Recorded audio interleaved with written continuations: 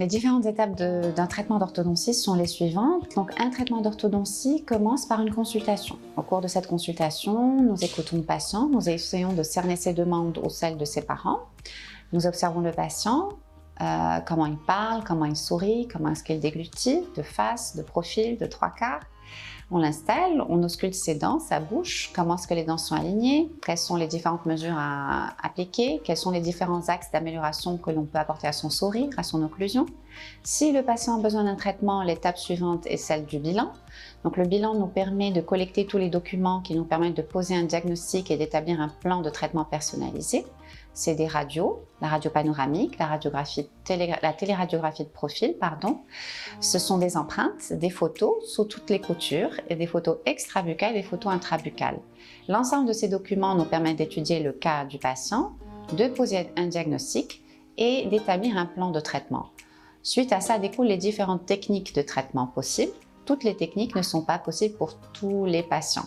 Donc le praticien sélectionnera quand c'est possible une ou deux, voire trois techniques et les présentera toutes au patient en lui présentant les avantages et les inconvénients de chacune d'entre elles. Donc une fois l'étape du compte-rendu passée, le patient ressort avec une lettre de soins pour aller faire sa remise à niveau auprès de son dentiste traitant.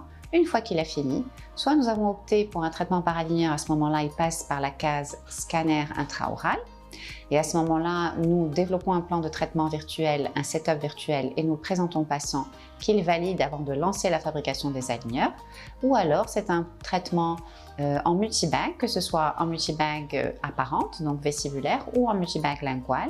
Et à ce moment-là, la durée de pause de l'appareillage dure à peu près 30 minutes par arcade. Par la suite, les rendez-vous de suivi, c'est une semaine après la pause de l'appareillage, puis un rendez-vous par mois, sauf urgence, où bien sûr nous sommes tout le temps disponibles pour nos patients. À la fin d'un traitement d'orthodontie, nous avons tout ce qui est contention. C'est une période très importante, la période de maintenance. Et la contention permet de stabiliser le résultat obtenu et de le maintenir dans le temps.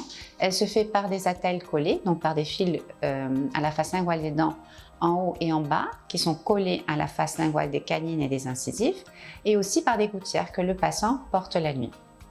Nous voyons la première année notre patient tous les 3 mois, puis une fois tous les 6 mois les années suivantes.